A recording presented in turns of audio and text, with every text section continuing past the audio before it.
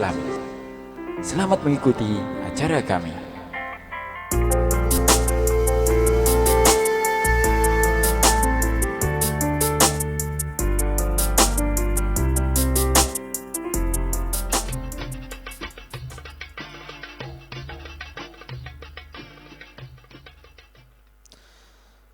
Bismillahirrahmanirrahim. Alhamdulillahirabbil alamin wa bihi nasta'in wa ala umuri dunya waddin. Wassalatu wassalamu ala sayyidina Muhammadin wa ala alihi wa sahbihi wa man tabi'ahum bi ihsanin ila yaumiddin, amma ba'du. Para sahabat MBS dimanapun Anda berada, berjumpa lagi dalam kajian Al-Hadits Arba'in An-Nawawiyah. Tapi sebelum kita mulai, saya ingin menyapa dulu para sahabat dimanapun Anda berada dengan ucapan Assalamualaikum warahmatullahi wabarakatuh. Tentunya kita sudah membaca beberapa hadis dalam kajian ini. Sesuai dengan kajian ini kita akan membaca kitab Hadits Arba'in yang dikarang oleh Imam Nawawi. Dan tidak terasa pada saat ini kita memasuki episode yang kesekian, yang sekarang kita akan membahas atau membacakan atau sedikit mengupas tentang hadis yang keempat yang ditulis oleh Imam Nawawi dalam kitabnya Al-Hadits Al-Arba'in An-Nawawiyah. Hadis ini bercerita tentang marahil khalqil insan, fase-fase di mana kemudian Allah menciptakan seorang makhluk di dalam perut ibunya. Kemudian juga hadis ini bercerita tentang ketentuan Allah Subhanahu wa taala, yaitu tentang rizki seseorang, tentang ajalnya, tentang apakah, dan juga tentang perbuatannya nanti yang ada di dunia ini. Hadis ini sangat penting untuk kita ketahui, walaupun di sana mungkin ada semacam peringatan juga kepada kita untuk beberapa hal. Dan akan kita langsung mulai. Hadis ini diriwayatkan oleh Sayyidina Abdullah bin Mas'ud qala an Abi Abdurrahman Abdullah bin Mas'ud radhiyallahu anhu qala haddatsana Rasulullah sallallahu alaihi wasallam wa huwa as-sadiqul masduq inna ahadakum yujma'u khalquhu fi batni ummihi 40 yawman thumma yakunu 'alaqatan mithla dhalik thumma yakunu mudghatan mithla dhalik thumma yursalul malaku fayunfakhu fihi ar-ruh wa yu'maru bi arba'i kalimat bikatbi rizkihi wa ajalihi wa amalihi wa syaqiyyun aw sa'idun fawalladhi la ilaha illa fawalladhi la ilaha ghairuhu inna ahadakum la ya'malu bi amali ahli al-jannati hatta ma yakunu bainahu wa bainaha illa dira'un fayasbiqu alayhi al-kitab fayamalu bi amali ahli an-nar fayadkhuluha wa inna ahadakum la ya'malu bi amali ahli an-nar hatta ma yakunu bainahu wa bainaha illa dira' fayasbiqu alayhi al-kitab fayamalu bi amali ahli al-jannati fayadkhuluha. Rawahu al-Bukhari wa Muslim. Hadis ini, sebelum saya sedikit menceritakan atau membahas hadis ini, kita artikan dulu. Hadis ini diriwayatkan dari Abi Abdurrahman Abdullah ibn Mas'ud radhiyallahu anhu. Beliau berkata, haddatsana Rasulullah sallallahu alaihi wasallam wa huwa shadiqul masduq. Telah bercerita atau telah menerangkan kepada kami Rasulullah sallallahu alaihi wasallam, dan beliau adalah orang as-sadiq yang sangat jujur, al-masduq yang kejujurannya itu juga diakui. Qala inna ahadakum yujma'u khalquhu fi batni ummihi 40 yawman. Bahwasanya sesungguhnya salah seorang daripada kalian, wahai manusia, akan dikumpulkan penciptaannya di dalam perut ibunya selama 40 hari. Selama 40 hari artinya dia menjadi nutfah, masih berupa sperma di dalam perut ibunya itu selama 40 hari. Thumma yakunu 'alaqatan mithlu dzalika. Kemudian mithla dzalika, kemudian dia menjadi segumpal darah selama itu, artinya selama 40 hari juga. Thumma yakunu mudghatan mithla dzalika, kemudian dia akan berubah menjadi segumpal daging seperti itu, yakni selama 40 hari. thumma yursalul malaku, kemudian diutuslah seorang malaikat, fayunfakhu fihi ruh, kemudian ditiupkan terhadap janin tadi itu ar-ruh, maka kemudian dia hidup. Qala wa yu'maru bi arba'i kalimat, dan diperintahkan dengan 4 kata. Qala bi katbi rizkihi, untuk menulis rizkinya, wa ajalihi, dan ajalnya, wa amalihi, dan amalnya, wa syaqiyun aw sa'idun, dan apakah dia orang yang bahagia nanti di akhirat atau dia orang yang celaka di akhirat. Fawalladzi la ilaha ghairuhu, dan demi zat yang tidak ada Tuhan yang pantas disembah selainnya, inna ahadakum la ya'malu bi amali ahlil jannah, bahwa sesungguhnya seseorang daripada kalian mengerjakan amalan orang ahli-ahli jannah, penduduk surga, hatta ma yakunu bainahu wa bainaha illa dhira', sehingga tidak tersisa antara dia dan antara surga tersebut kecuali 1 dhira', 1 hasta. Kemudian fayasbiqu alaihil kitab, maka kemudian yasbiqu alaihil kitab, dan dia terdahului oleh takdirnya, oleh ketentuan Allah Subhanahu wa taala, maka dia beramal, fayamalu bi amali ahli nar, maka dia mengamalkan amalnya orang ahli neraka, maka kemudian dia masuk ke dalam neraka. Dan sesungguhnya seseorang daripada kalian itu mengamalkan amalnya penduduk neraka, sehingga tidak tersisa antara dia dan neraka itu kecuali 1 dhira', kemudian terdahuluinya orang tersebut dengan ketentuan Allah Subhanahu wa taala, maka kemudian dia mengamalkan amal ahli surga, maka kemudian dia masuk ke dalam surga. Ini adalah arti secara letterlek atau secara bebas, arti bebas dari hadis yang kita bacakan tadi. Kemudian kita akan sedikit menjelaskan hadis ini. Hadis ini diriwayatkan oleh Sayyidina Abdullah bin Mas'ud, seorang sahabat yang jalil, sahabat yang termasuk orang yang dekat dengan Rasulullah sallallahu alaihi wasallam. Beliau Abdullah bin Mas'ud ibn Ghafil. Mas'ud ibn Ghafil ini bukan seorang yang muslim ya, yang muslim adalah Abdullah ibn Mas'udnya, Sayyidina Abdullah bin Mas'ud. Ibu beliau bernama Ummi Abdin. Beliau ini dari Bani Hudhal. Beliau ini berasal dari Bani Hudhali yang terkenal dengan bahasa Arab yang sangat bagus. Bani Hudhal ini dari termasuk kalau dalam silsilah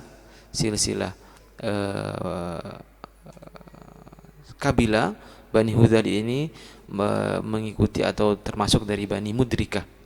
Yani nasabnya kalau diruntut itu bertemu dengan Rasulullah SAW di Bani Mudrika, karena salah satu daripada kakek Nabi SAW bernama Mudrika. Nah, begitu juga kabilahnya Abdullah bin Mas'ud ini, kemudian kalau kita runtut lagi ke atas itu sampai kepada Bani Mudrika. Beliau adalah seorang sahabat yang jalil, masuk hijrah qadiman fi Makkah ketika beliau pertama-tama diutus oleh Allah Subhanahu wa taala, Rasulullah SAW.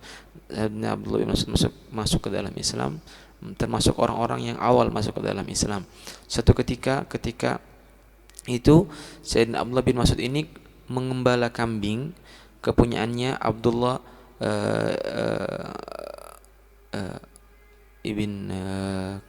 mengembala kambing kepunyaannya Uqbah bin Abi Mu'aid, mengembala kambing kepunyaan Uqbah bin Abi Mu'aid. Kemudian lewatlah Rasulullah SAW kepada Abdullah bin Mas'ud yang sedang mengembala kambing tersebut. Kemudian ketika itu Nabi mungkin merasakan lapar, butuh untuk makan, kemudian meminta susu kepada Sayyidina Abdullah bin Mas'ud. Ketika itu Rasulullah SAW meminta susu, kemudian Abdullah bin Mas'ud mengatakan, saya ini orang yang amin, orang yang dipercaya untuk mengembala kambing ini, tidak mungkin saya berikan kepada kamu susu yang bukan milik saya. Kemudian Rasulullah SAW bertanya kepada Abdullah bin Mas'ud, apakah di sana ada kambing yang belum pernah dipejantani oleh pejantan, yakni yang belum pernah keluar susunya, maksudnya kambing yang masih kecil. Ada. Kemudian dibawalah kambing tersebut, kemudian Nabi SAW mengusap di susu kambing yang belum pernah digauli oleh pejantan tadi itu. Kemudian keluarlah susu, kemudian Nabi minum dari susu tersebut, sehingga setelah minum kemudian Nabi mengatakan ikhlas, yakni kemudian susunya itu disuruh mandek, disuruh berhenti, kemudian tidak keluar lagi susu daripada susu kambing yang belum pernah digaul oleh pejantan tadi itu. Ini merupakan mukjizat oleh Nabi Shallallahu Alaihi Wasallam. Ketika Abdullah bin Mas'ud kemudian melihat mukjizat tersebut, kemudian beliau meminta untuk didoakan oleh Nabi Shallallahu Alaihi Wasallam. Kemudian didoakan oleh Nabi Shallallahu Alaihi Wasallam seraya diusap kepalanya, didoakan dengan keberkahan dan didoakan orang menjadi orang yang alim. Oleh karena itu kemudian Abdullah bin Mas'ud ini kemudian di kemudian hari termasuk salah satu dari para sahabat yang banyak diambil hukum dari pendapat beliau, termasuk salah satu orang yang memiliki kemampuan berijtihad, mengambil hukum dari sumbernya langsung, Abdullah bin Mas'ud radhiyallahu anhu. Beliau ini sahabat yang sangat mulia. Beliau hadir dalam setiap peperangan yang dihadir oleh Rasulullah sallallahu alaihi wasallam. Beliau diangkat menjadi qadhi di kota Kufah yang sekarang berada di Irak pada zaman Sayyidina Sayyidina Umar bin Al-Khattab, juga ketika awal-awal masa kepemimpinan Sayyidina Utsman bin Affan. Setelah itu kemudian beliau pulang ke Madinah dan beliau meninggal di Madinah, dan ketika beliau umurnya sekitar 60 lebih dan dikuburkan di Al-Baqi, dan yang mensalati beliau adalah Sayyidina Zubair ibn Al-Awwam. Beliau sahabat yang jalil. Beliau perawakannya itu kecil, kemudian agak coklat, ya, tidak al-udmah, yakni Adam, artinya itu tidak putih. Beliau orangnya kurus, kemudian orangnya itu tidak tinggi, pendek. Bahkan kemudian para sahabat ada yang sedikit bahasa Jawanya itu ngenyek atau ya sedikit guyon atau mengejek Sayyidina Abdullah bin Mas'ud karena tubuhnya yang kecil. Tapi kemudian Rasulullah SAW membela beliau. Dikatakan bahwa beliau itu pijakan kaki beliau itu lebih berat nanti di hari kiamat daripada gunung Uhud. Artinya kemuliaan beliau itu lebih besar dibandingkan, kalau kita bandingkan, kita melihat gunung Uhud yang sangat besar itu, kemuliaan beliau lebih besar daripada itu, Sayyidina Abdullah bin Mas'ud.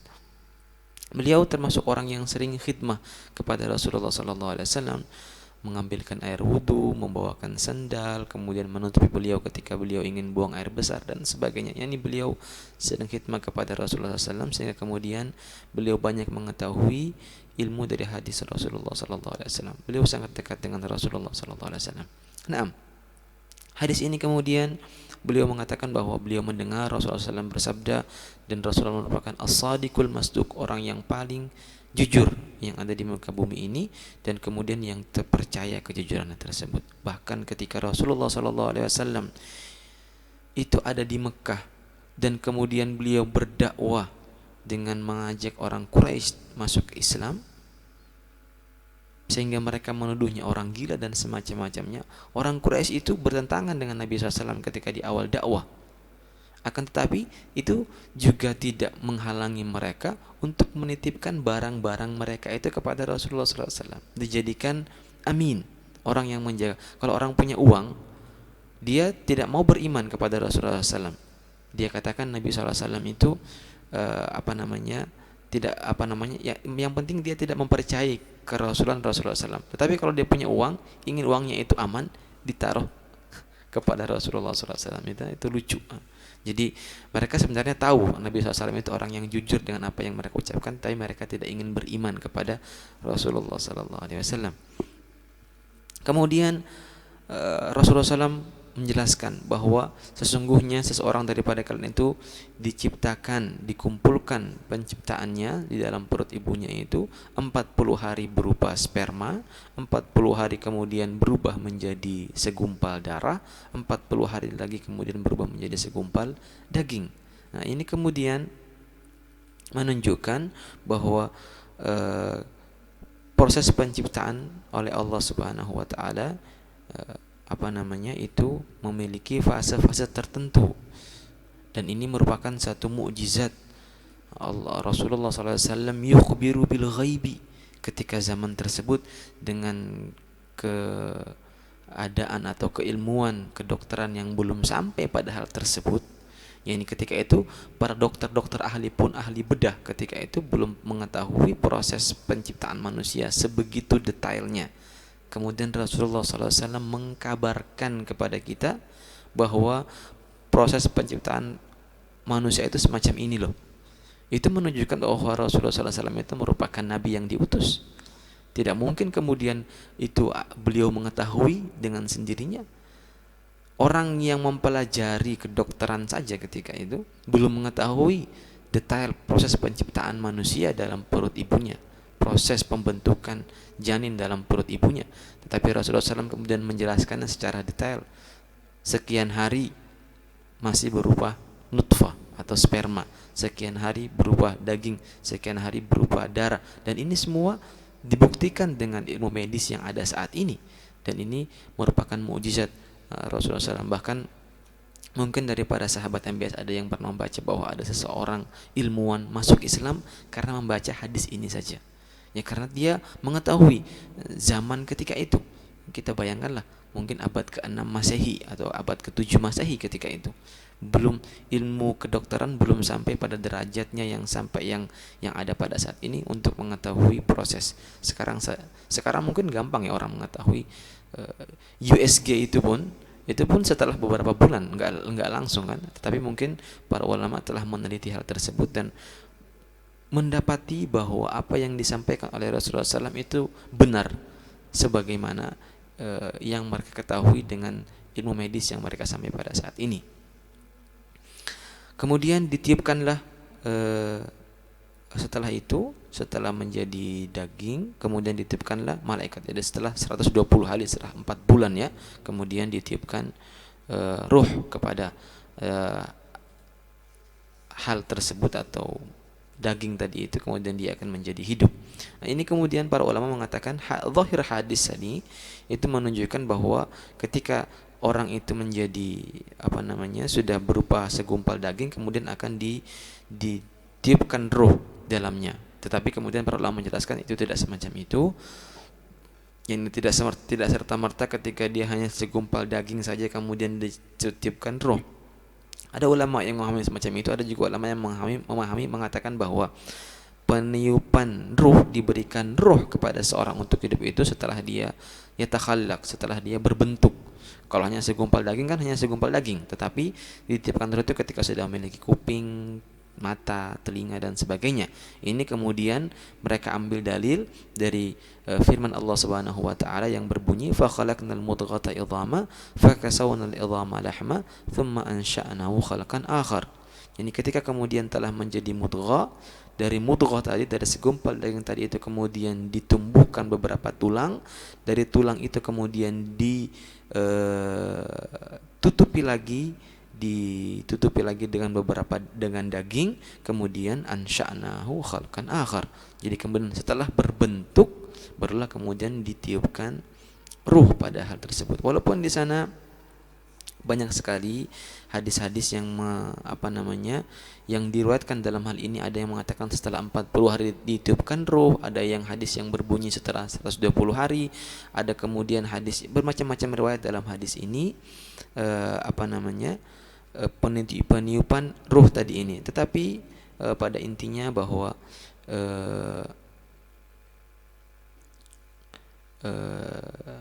intinya adalah Allah Subhanahu wa taala setelah menciptakan manusia itu akan dalam penciptaan manusia dalam perut ibunya itu akan meniupkan ruh di dalam perut ibunya tersebut. Nah, dari proses penciptaan yang kita dengarkan barusan ini, kita bisa mengambil satu manfaat, satu faedah dari hadis ini, bahwa Allah Subhanahu wa taala Maha mampu, Maha qadir. Ketika Allah ingin melakukan sesuatu atau menjadikan sesuatu, banyak disebutkan dalam Al-Quran, cukup Allah hanya mengatakan kun fayakun, jadi maka jadilah, maka terjadi hal tersebut. Tapi kenapa kemudian Allah Subhanahu wa taala dalam proses penciptaan manusia ini tidak mengatakan kun fayakun saja, tidak kemudian kun fayakun, tetapi kemudian Allah Subhanahu wa taala melakukan proses penciptaan manusia ini dengan membutuhkan proses tertentu, fase-fase tertentu. Ini bisa kita ambil satu faedah bahwa Allah Subhanahu wa taala menginginkan kita untuk belajar bahwa sesuatu hal yang ingin kita dapatkan itu membutuhkan proses. Tidak bisa langsung, tidak bisa instan. Orang ingin masuk surga butuh proses. Ada yang dia kerjakan, ada yang dia tinggalkan. Begitu juga orang yang belajar Begitu juga orang yang ingin membersihkan dirinya, butuh proses. Orang yang ingin hijrah dari yang tidak baik kepada yang baik, butuh proses. Orang yang tadinya misalnya banyak meninggalkan perintah-perintah agama, kemudian dia ingin mulai belajar melaksanakan dan meninggalkan hal-hal yang dilarang oleh agama, juga butuh proses. Semuanya butuh proses. Tidak ada yang bisa langsung jadi. Mungkin saja ada, tetapi itu kemudian sangat susah atau sangat nadir atau sangat jarang terjadi hal tersebut. Kebiasaannya manusia itu membutuhkan proses. Segala hal itu membutuhkan proses. Jadi mungkin kita tidak boleh juga kemudian memaksakan orang harus langsung bagus. Misalnya kalau kita sebagai seorang yang berdakwah, misalnya kita berdakwah di satu tempat, tidak boleh kita kemudian memaksakan kehendak kita bahwa harus langsung berhasil dakwah kita, harus langsung berhasil usaha kita. Semuanya membutuhkan proses, karena dalam penciptaan manusia itu pun di sana ada yang namanya proses. Sekalipun Allah Subhanahu wa taala sebenarnya mampu untuk menciptakan manusia itu dengan satu kata saja, kun fayakun. Bahkan ketika Allah menginginkan tidak mengatakan kun, maka akan terjadi. Karena iradah, keinginan Allah Subhanahu wa taala itu ketika Allah ingin itu terjadi, ya terjadi saja. Sekalipun tidak mengatakan kun misalnya. Akan tetapi ini hadis ini kemudian mengajarkan kepada kita bahwa kita itu harus sabar dalam melaksanakan sesuatu, karena sesuatu hal tersebut adalah membutuhkan proses sampai kita sampai kepada tujuan yang kita inginkan. Pelajaran yang pertama. Yang kedua ada berkaitan dengan masalah hukum fikih. Berkaitan dalam masalah hukum fikih, bahwa kemudian ada beberapa hal. Yang pertama misalnya sebelum seseorang itu kemudian ditiupkan ruh di dalam dalam janin ibunya, dalam rahim dalam rahim ibunya, sebelum ditiupkan ruh dalam rahim ibunya, itu kemudian kemudian dia gugur anak tadi itu masih berupa segumpal darah misalnya, atau segumpal daging misalnya, maka atau bahkan misalnya masih berupa keluar lagi masih berupa nutfah misalnya, ini kemudian tidak diwajibkan disolati. Tidak wajib kita untuk mensolati janin yang keluar masih dalam segumpal darah atau segumpal daging tadi tersebut, karena belum ada ruh di dalamnya. Berbeda kemudian kalau dia sudah ditiupkan ruh, kemudian dia keluar atau keguguran misalnya, maka nanti dilihat kalau misalnya ketika dia itu keluar di sana ada amaratul haya, ada tanda-tanda kehidupan, misalnya dia keluar sudah mulai berbentuk dan dia keluar kemudian mengeluarkan suara, menangis atau tertawa atau bersin misalnya, kemudian dia setelah itu langsung meninggal anak kecil tadi itu, maka itu menunjukkan bahwa anak tersebut itu hidup dan itu kita wajib untuk salati. Beda kalau tadi keluarnya belum ditiupkan ruh dalamnya. Nah, itu salah satu hukum fikih yang berkaitan dengan masalah tadi. Juga berkaitan dengan masalah ini adalah masalah ijhad, masalah menggugurkan kandungan, atau yang sering kita dengar kita katakan dengan aborsi ya. Kalau aborsinya itu, sebab Allah mengatakan kalau diaborsi seorang perempuan dan yang dikeluarkan itu masih berupa nutfah, masih berupa sperma yang dikeluarkan, itu semua ulama mengatakan itu tidak menjadi tidak haram hukumnya ya, atau tidak menjadi masalah ketika yang dipaksakan keluar tadi itu masih berupa sperma. Akan tapi kemudian apabila dia sudah berupa daging atau berupa darah, ada khilaf antara ulama. Ada ulama yang membolehkan hal tersebut selama belum ditiupkan ruh, karena dia masih berupa daging, segumpal daging atau segumpal darah, kemudian dia digugurkan, maka ada sebagian ulama yang mengatakan hal tersebut tidak menjadi masalah dalam secara hukum fikih ya, secara hukum fikih. Dan tetapi ada sebagian ulama yang mengatakan hal tersebut tidak diperbolehkan, karena apabila kemudian kalau ada orang yang sudah berkompeten dalam masalah hal ini, kemudian dia bisa memastikan bahwa yang digugurkan tadi itu adalah merupakan asal daripada janin, maka perbuatan tadi itu dihukumi dengan perbuatan yang haram, Dan ini khilaf antara ulama masalah ini kalau kita lihat tinjau dari segi hukum fikih ya. Akan tapi kalau dia sudah berupa bentuk dan sudah hidup, maka kemudian dia digugurkan, maka itu merupakan perbuatan yang haram. Nah, ini mungkin saya tidak berbicara masalah hukum positif yang ada di Indonesia ya. Mungkin saya tidak tahu hukumnya apakah kemudian dilarang oleh pemerintah atau tidak. Apalagi kalau kemudian dilaksanakan di dokter yang melakukan malpraktek misalnya, ini kemudian juga bisa dituntut oleh negara. Tetapi kemudian dalam masalah hukum fikih haram atau tidaknya itu kemudian dilihat dari apakah janin tadi itu sudah ditiupkan ruh di dalamnya atau belum. Kalau sudah ditiupkan ruh di dalamnya, maka tidak diperbolehkan, hukumnya menjadi haram karena kita itu membunuh orang yang hidup, zat yang hidup. Atau kemudian ketika dia digugurkan sebelum ditiupkan ruh di dalamnya, maka ada ulama yang mengatakan itu boleh, ada ulama yang mengatakan itu haram, dan mungkin sebaiknya kita lebih berhati-hati, kita ambil perkara yang tidak kita katakan perkara itu adalah perkara yang tidak diperbolehkan, karena kita semacam seakan-akan kita itu membunuh. Karena apalagi kalau misalnya ada orang dokter misalnya ahli kandungan yang mengatakan bahwa itu adalah merupakan asal dari janin. Nah, ini merupakan faedah yang bisa kita ambil dari penciptaan tadi itu ya. Kemudian dalam hadis ini juga diterangkan wa yu'maru bi arba'i kalimat. Setelah ditiupkan ruh di dalam janin tadi itu, kemudian dia hidup, dan kemudian diperintahkan untuk menulis beberapa kalimat ketentuan oleh Allah Subhanahu wa taala. Sebenarnya ini merupakan idhar atau hanya menampakkan saja. Jadi sebelum orang itu diciptakan, Allah sudah mengetahui. Ilmu Allah Subhanahu wa taala itu muhit bi kulli syai'in. Ilmu Allah itu mencakup segala sesuatu, baik yang ada atau yang sudah tidak atau yang akan ada. Yang belum ada pun Allah sudah mengetahuinya. Itu ilmu Allah Subhanahu wa taala maha luas. Jadi Allah sudah mengetahui bahwa pada saat zaman sekian, tanggal sekian, waktu sekian, di tempat sekian akan terjadi hubungan antara fulan dan fulana, dan kemudian akan menghasilkan janin. Janin ini kemudian akan tumbuh dalam sekian hari, dan kemudian Allah Subhanahu wa taala kemudian menuliskan beberapa ketentuan. Ketentuan ini sebenarnya sudah ada pada zaman azali, sebelum orang tadi itu ada di dalam perut ibunya. Akan tapi kemudian ditampakkan oleh Allah Subhanahu wa taala dengan kemudian dituliskannya hal-hal tersebut.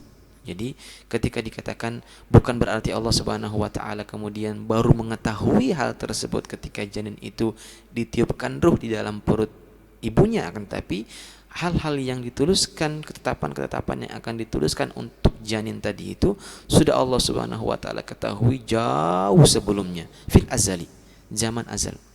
Nah,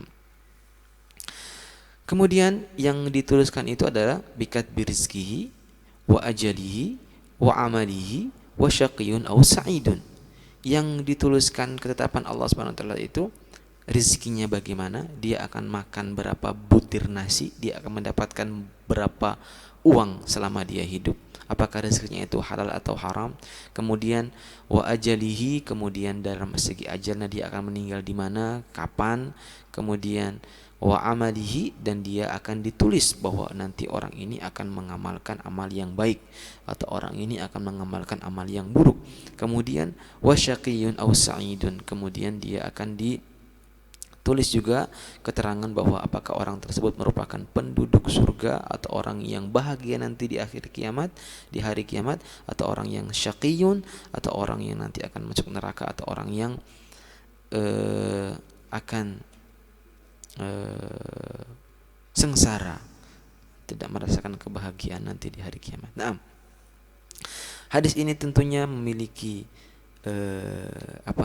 mungkin kita memiliki pertanyaan ya dalam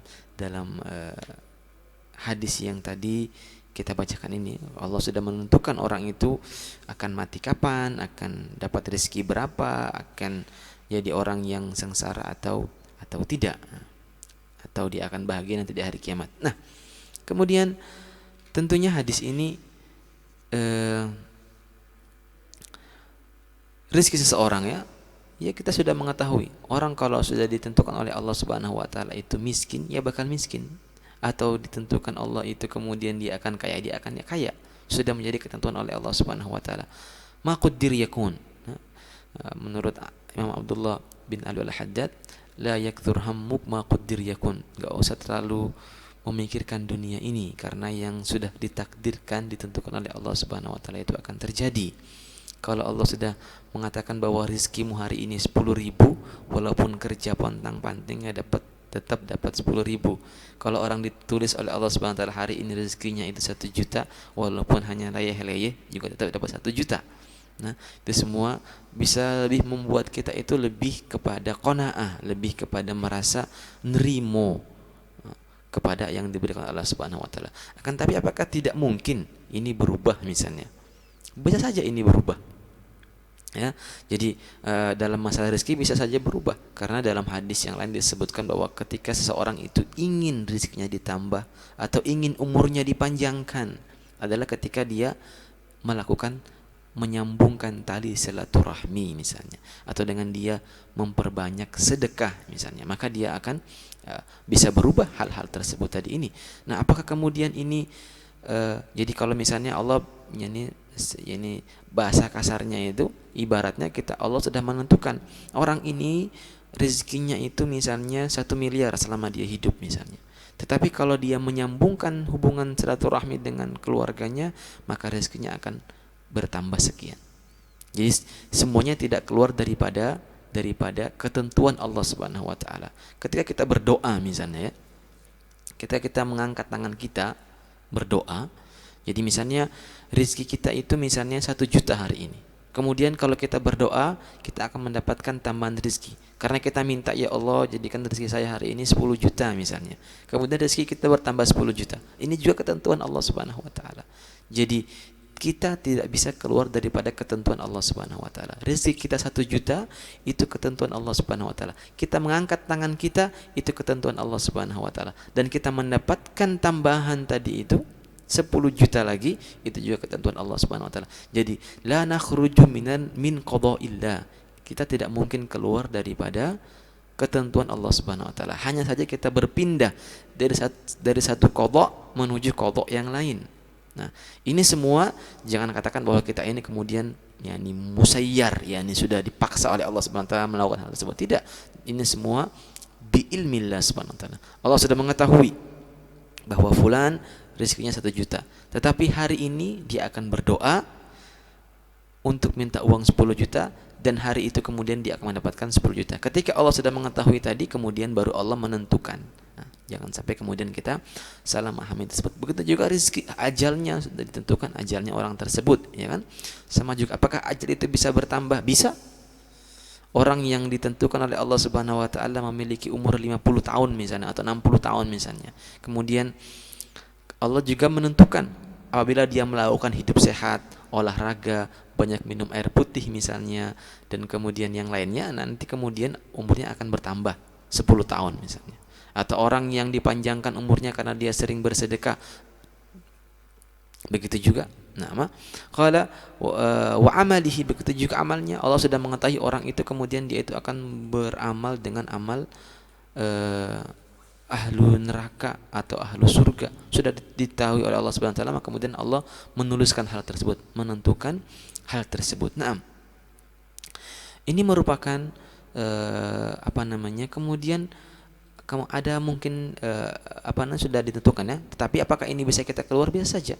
Kalau orang misalnya sudah ditentukan dia itu sedekah misalnya, bisa merubah keadaan. Karena dalam satu hadis dikatakan bahwa sedekah itu bisa menjaga kita taqi mautatassu. Ini dengan kita memperbanyak sedekah, maka kita akan menjaga diri kita dari kematian yang tidak baik. Karena dalam hadis yang lain sebenarnya disebutkan bahwa orang yang meninggal itu nanti dalam satu keadaan nanti akan dibangkitkan dalam keadaan itu pula. Kalau dia meninggal dalam keadaan sedang bermaksiat kepada Allah, naudzubillah min dzalik, maka Allah Subhanahu wa taala nanti akan membangkitkan dalam keadaan itu pula, suul khatimah. Tapi kemudian kalau dia sering bersedekah, maka itu lebih nanti menunjukkan bahwa dia itu akan menjaga dirinya daripada daripada kematian yang tidak dia inginkan. Kemudian mungkin ada orang yang bertanya, kalau sudah ditentukan oleh Allah Subhanahu wa taala orang tersebut untuk masuk surga atau neraka, kemudian kenapa kemudian Allah Subhanahu wa taala itu seakan-akan Allah itu memaksa kita, tidak punya pilihan. Kenapa kemudian Allah menghisap, memperhitungkan apa yang kita lakukan kalau misalnya semua pekerjaan yang kita lakukan baik dan buruk sudah ditentukan oleh Allah Subhanahu wa taala? Kita katakan bahwa kita tidak mungkin memiliki hujjah kepada Allah Subhanahu wa taala tentang masalah ini. Kenapa? Karena Allah Subhanahu wa taala ketika kita pertama adalah ciptaan Allah Subhanahu wa taala. Allah ingin melakukan apapun terhadap kita, tidak mungkin kita ingin tidak mungkin kita menolaknya. La yus'alu amma yaf'alu. Allah tidak ditanya tentang apa Allah yang berbuat. Kita ini ciptaan Allah Subhanahu wa taala. Kalau orang-orang yang benar beriman kepada Allah Subhanahu wa taala, dia mengakui bahwa dia ciptaan Allah Subhanahu wa taala, milik Allah Subhanahu wa taala. Apapun yang Allah Subhanahu wa taala lakukan terhadap dirinya, dia akan nerima. Karena dia ciptaan. Sama jenengan punya HP misalnya. Kemudian jenengan lempar HP tersebut, jenengan hancurkan misalnya dengan dihancurkan menggunakan palu misalnya atau apa saja misalnya. Milik Anda, siapa yang bakal ngelarang? Itu analoginya semacam itu. Akan tetapi Allah Subhanahu wa taala tidak menginginkan kita kemudian memiliki pemahaman semacam itu. Allah untuk memotong hujjah kita tadi itu, kenapa Allah sudah menentukan? Pertama kita ketahui, ilmu itu semua merupakan ketentuan sesuai dengan ilmu Allah Subhanahu wa taala. Bisa saja sih sebenarnya Allah Subhanahu wa taala itu Allah mengetahui orang ini kemudian nanti dia itu akan akan melaksanakan perbuatan yang tidak baik. Tahu. Bisa saja kemudian Allah Subhanahu wa taala langsung masukkan orang itu ke dalam api neraka, atau orang ini selama di dunia akan melakukan perbuatan baik, Allah mungkin saja langsung memasukkan ke dalam surga. Bisa saja. Tetapi agar kita kemudian tidak memiliki hujjah di hadapan Allah Subhanahu wa taala tentang apa yang Allah tentukan tadi itu, kemudian setiap manusia itu diberikan dengan pilihan. Ikhtiar, diberikan dengan pilihan. Dan yang dihisap oleh Allah Subhanahu wa taala adalah pilihan tersebut. Kemudian kemudian Allah Subhanahu wa taala menurunkan beberapa hukum syariat, rambu-rambu. Ini boleh, ini kerjakan, ini jangan ditinggalkan, ini sunnah dilakukan, ini wajib untuk dilakukan, ini wajib untuk ditinggalkan, dan seakhirnya.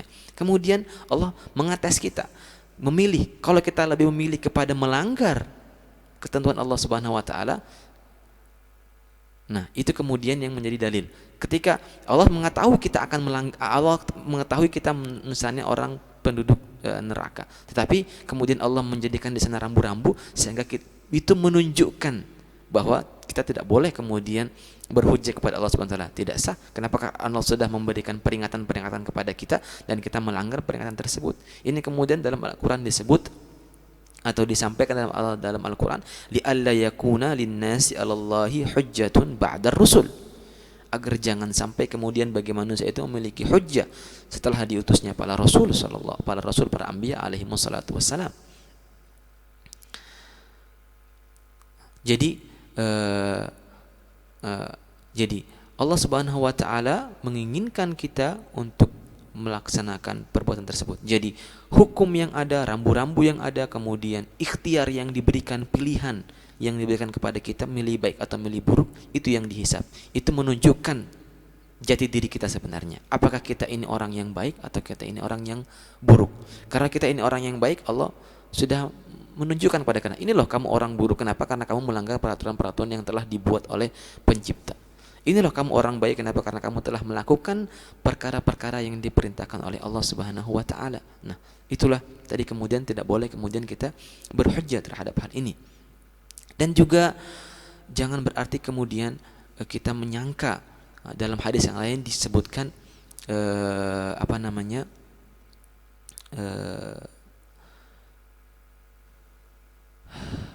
sesungguhnya sebenarnya amal itu tidak bisa ya. Jadi ketika dikatakan amaluhu, jadi kita itu harus paham bahwa amal kita itu tidak bisa menyelamatkan kita nanti di hari kiamat. La yunji ahadam minkum amaluhu. Kama warada fil hadis, seperti dalam hadis, tidak mungkin seseorang itu selamat karena dengan amalan di api neraka nanti itu. Amalnya tidak mungkin menyelamatkan dia di api neraka. Akan tapi kita beramal yang baik. Kalau kita mengetahui amal kita tidak mungkin menyelamatkan dalam api neraka, kemudian jangan kita merasa bahwa oh, ngapain saya beramal misalnya. Allah sudah tentukan saya nanti akan masuk neraka, untuk apa saya beramal? Atau nggak usahlah saya beramal baik. Allah sudah menentukan saya untuk menjadi ahli surga misalnya. Tidak boleh kita berpahaman semacam itu. Kenapa? Karena amal kita tidak bisa menyelamatkan kita nanti di hari kiamat. Semuanya itu sesuai dengan ketentuan Allah SWT. Tapi kita wajib beramal dengan amal baik. Limada? I'malu, kata Rasulullah SAW, i'malu fakullun muyassarun lima khuliqalahu. Beramallah kalian, karena seseorang itu akan dimudahkan baginya untuk apa dia diciptakan. Kalau dia diciptakan untuk masuk surga, maka Allah Subhanahu wa taala akan memudahkan dia untuk mengamalkan amal ahlus surga. Kita sekarang tidak mengetahui ya. Sekarang saya misalnya pribadi tidak mengetahui apakah Allah Subhanahu wa taala akan menjadikan saya itu penduduk surga atau tidak. Tetapi kita berusaha untuk melakukan perkara-perkara amal ahlus surga. Karena dengan itu kemudian kita bisa sedikit bisa sedikit tenang bahwa kita sekarang berjalan pada koridor yang benar. Begitu juga orang yang diciptakan oleh Allah Subhanahu wa taala, dia itu termasuk penduduk neraka, maka Allah akan memudahkan bagi dia untuk mengerjakan hal-hal yang menjadikan dia masuk neraka. Begitu juga hadis tersebut. Jadi jangan sampai kemudian kita menganggap remeh. Di ujung hadis ini, mungkin waktunya tinggal sangat sedikit. Di ujung hadis ini disebutkan bahwa seseorang mengerjakan amal-amal ahlu surga, kemudian dia itu karena sudah ketentuan Allah Subhanahu wa taala dia itu adalah penduduk neraka, maka kemudian dia sebelum dia meninggal dia melakukan amalan-amal ahli neraka, kemudian dia meninggal su'ul khotimah dan dia masuk neraka. Kemungkinan dia meninggal dalam keadaan kafir, maka dia akan kekal di neraka, atau kemungkinan dia akan meninggal dalam keadaan maksiat dan tidak kafir, maka dia akan masuk ke neraka hanya sebagai penebusan dari dosanya, dicuci, kemudian dia akan masuk ke surga. Ada dua kemungkinan, dan itu dua kemungkinan ini warid, bisa terjadi. Nah, begitu juga orang yang tadinya itu selama di dunianya itu kemudian melakukan amal-amal ahlu neraka, tetapi Masya Allah di akhir umurnya dia itu taubat, kemudian dia mengamalkan amal ahlul surga dan dia masuk surga. Nah, ini kemudian menunjukkan bahwa apa yang kita kerjakan di dunia ini itu tidak bisa menunjukkan akhirnya kita. Innama al-amalu bil khawatim, dalam sebagian riwayat bahwa amal yakni al-ibrah, yakni kita itu selamat atau tidak nanti di hari kiamat tergantung akhir kita, ajal kita. Kalau kita mati dalam husnul khatimah dan orang yang baik, di sisi Allah Subhanahu wa taala kita akan selamat. Kalau kita meninggal dalam orang yang tidak baik di sisi Allah Subhanahu wa taala, maka kita akan celaka. Nah, apakah kemudian kita akan meninggalkan amal dengan ini? Tidak. Tadi saya katakan bahwa ini adalah kullun muyassarun lima khuliqalahu. Kita harus mengamalkan amalan-amalan yang baik. Kenapa? Karena kalau kita mengamalkan amalan yang baik, itu kemungkinan menunjukkan kita kepada bahwa kita adalah termasuk adalah orang ahli surga. Dalam satu hadis dikatakan, "Ma min nafsin manfusatin illa waqad kataballahu ta'ala makana fil jannati wan nar." Semua nafas yang ada itu telah ditentukan oleh Allah Subhanahu wa taala, dia akan ada di surga dan dia akan ada di neraka. Tetapi kemudian ada sahabat yang bertanya, "Ya Rasulullah, kalau gitu enggak usah kita melakukan amal-amalan karena sudah ditentukan kita ada di neraka apa tidak." Kemudian Nabi sallallahu alaihi wasallam mengatakan, "I'malu." Berbuatlah yang baik, fakullun muyassarun lima khuliqalahu, karena semua orang itu dimudahkan dia itu untuk melakukan apa yang diciptakan dia untuknya. Kalau orang yang ahlus sa'ada, maka dia akan dimudahkan untuk mengerjakan amalnya orang yang bahagia. Orang yang ahlus syaqawa, orang celaka, maka akan dimudahkan bagi dia untuk mengerjakan amal-amal orang yang ahli celaka.